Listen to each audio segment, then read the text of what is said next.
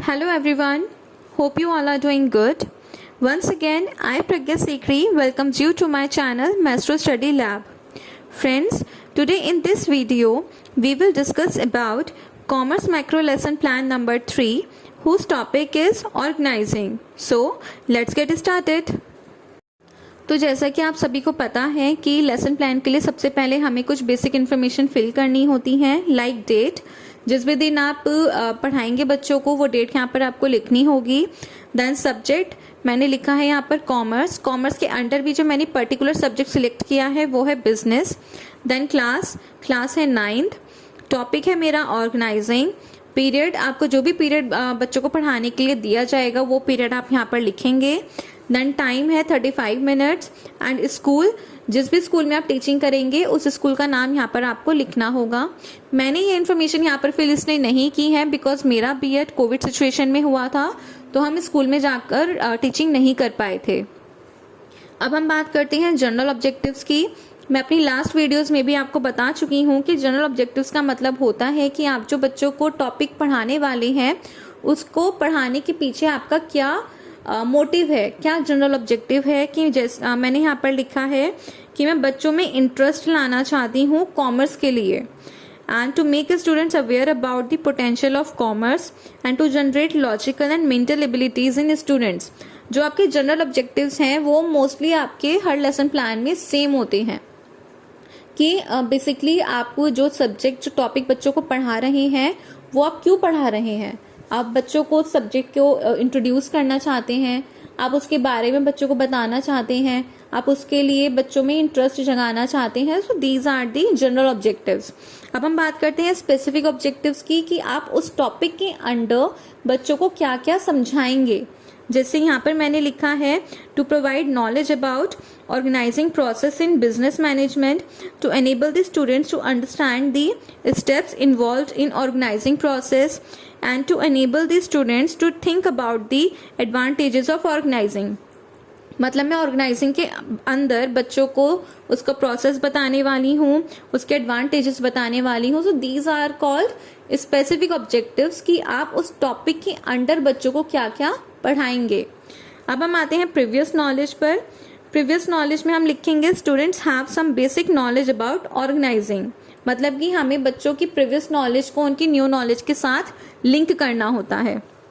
Then हम आते हैं टीचिंग एड्स पर कि आपने अपने टॉपिक को पढ़ाने के लिए कौन कौन से टीचिंग एड्स का यूज़ किया है, like chalk, duster, roller board, pointer, black board. आप बच्चों को कुछ समझाने के लिए अगर चार्ट पेपर या किसी पिक्चर का भी यूज़ करते हैं तो वो भी आपको यहाँ पर टीचिंग एड्स में लिखना होगा. अब हम बात करते हैं pupil teachers activities and students activities के बारे में. तो सबसे पहले यहाँ पर हम लिखेंगे कंटेंट में introductory questions. Then pupil teachers activities में मैंने बच्चों से कुछ इंट्रोडक्टरी क्वेश्चंस पूछा है जिसमें हम बच्चों की प्रीवियस नॉलेज से रिलेटेड कुछ क्वेश्चन पूछते हैं और उन क्वेश्चंस को पूछते पूछते हम अपनी करंट टॉपिक पर आते हैं. जैसे कि मैंने यहाँ पर सबसे पहले बच्चों से पूछा है name some events that happen in school. तो बच्चों ने मुझे आंसर दिया annual day, independence day etcetera. तो इनके आंसर्स मैंने स्टूडेंट्स एक्टिविटीज़ में नोट डाउन किए हैं. So this is called a question answer method. तो मैथड के कॉलम में मैंने लिखा है क्वेश्चन आंसर मैथड. देन इसी तरह उनकी प्रीवियस नॉलेज रिलेटेड क्वेश्चन पूछते पूछते मैंने लास्ट में अपने टॉपिक्स रिलेटेड बच्चों से एक क्वेश्चन पूछा है, what can we call arrangements in a systematic way. हम जो भी अरेंजमेंट करते हैं सिस्टमैटिक वे में हम उसको क्या बोलते हैं. तो मुझे बच्चों की तरफ से कोई भी रिस्पांस नहीं मिला, बच्चों को इस क्वेश्चन के बारे में कोई भी नॉलेज नहीं थी. तो मैंने स्टूडेंट्स एक्टिविटीज़ में लिखा है नो रिस्पांस. एंड देन जो ऑब्जेक्टिव का कॉलम है कंटेंट के बराबर में वो आप हमेशा लास्ट में फिल करेंगे कि आपको बच्चों से किस तरह का रिस्पॉन्स मिला है, उसके बेसिस पर ही ऑब्जेक्टिव का कॉलम फिल किया जाता है. तो ऑब्जेक्टिव्स में मैंने लिखा है that students are able to relate their previous knowledge to new knowledge, कि बच्चे अपनी प्रीवियस नॉलेज को न्यू नॉलेज के साथ लिंक कर पा रहे हैं. देन हम आते हैं नेक्स्ट कंटेंट पर which is statement of aim. तो यहाँ पर मैंने प्यूपल टीचर्स एक्टिविटीज़ में सबसे पहले बच्चों को बताया कि जो मैंने लास्ट में बच्चों से क्वेश्चन पूछा था इंट्रोडक्टरी क्वेश्चन में, सबसे पहले मैंने बच्चों को उसका आंसर बताया that it is called organizing in a systematic way. So today we will discuss about organizing in business firms. फिर यहाँ पर मेथड के कॉलम में हम लिखेंगे स्टेटमेंट मेथड, एंड देन मैंने यहाँ पर एक ब्लैक बोर्ड का मिनिएचर पेस्ट किया है जिस पर मैंने लिखा है ऑर्गेनाइजिंग। देन ऑब्जेक्टिव्स में हम लिखेंगे students are aware about the content. अब हम नेक्स्ट कंटेंट पे आते हैं, meaning of organising. Pupil teachers activities में मैंने अपने टॉपिक को एक्सप्लेन किया। देन स्टूडेंट्स एक्टिविटीज में लिखा है students listen carefully and write main points in their notebook. Then this is called explanation method. आप जो भी बच्चों को एक्सप्लेन करते हैं वो हमारा एक्सप्लेनेशन मैथड कहलाता है। तो मैथड में हम लिखेंगे explanation method, and black board work में आपने जो भी बच्चों को समझाने के लिए ब्लैक बोर्ड पर वर्क किया है उसका मिनिएचर आपको यहाँ पर मैथड के कॉलम में पेस्ट करना होगा। अपने टॉपिक को समझाने के बाद आपको बच्चों से जो भी रिस्पॉन्स मिला है उसके बेसिस पर आपको ऑब्जेक्टिव्स के कॉलम में 3 एस्पेक्ट्स फिल करने होते हैं, knowledge, understanding and application, KUA। तो उसके बेसिस पर आपको यहाँ पर ऑब्जेक्टिव्स फिल करने होंगे। देन हम आते हैं इवैल्यूएशन पर। यहाँ पर मैंने बच्चों से 1 या 2 इवैल्यूएटरी क्वेश्चंस पूछे हैं अपने टॉपिक्स रिलेटेड। वो आपके ट्रू फॉल्स भी हो सकती हैं, फिल इन द ब्लैंक्स भी हो सकती हैं, एंड शॉर्ट क्वेश्चन आंसर भी हो सकते हैं। अब हम बात करते हैं डेवलपमेंट्री क्वेश्चंस के बारे में। मैंने आपको पहले भी बताया था कि डेवलपमेंट्री क्वेश्चंस का मतलब होता है कि आपने लास्ट पेज पर जो भी टॉपिक एक्सप्लेन किया है आप उससे रिलेटेड बच्चों से 1-2 क्वेश्चंस पूछेंगे, एंड उन क्वेश्चन को पूछते पूछते आप अपने न्यू कंटेंट की तरफ बढ़ेंगे। जैसे कि मैंने बच्चों से यहाँ पर फर्स्ट क्वेश्चन पूछा है, why is it important to do organizing. तो बच्चों ने मुझे उसका आंसर दिया है to arrange things in a clear manner. तो ये आंसर मैंने स्टूडेंट्स एक्टिविटी में नोट डाउन किया है। देन इसी तरह क्वेश्चन पूछते पूछते मैंने लास्ट में बच्चों से पूछा है explain some steps involved in organizing. तो बच्चों से मुझे कुछ मिला जुला रिस्पॉन्स मिला, इसलिए मैंने स्टूडेंट्स एक्टिविटीज में लिखा है partial response, and this is called question answer method. तो मैथड के कॉलम में मैंने लिखा है क्वेश्चन आंसर मैथड। अब मैं अपने नेक्स्ट कंटेंट की तरफ बढ़ती हूँ, which is steps involved in organizing. मैंने प्यूपर टीचर्स एक्टिविटीज में बच्चों को ऑर्गेनाइजिंग के स्टेप्स एक्सप्लेन किए हैं।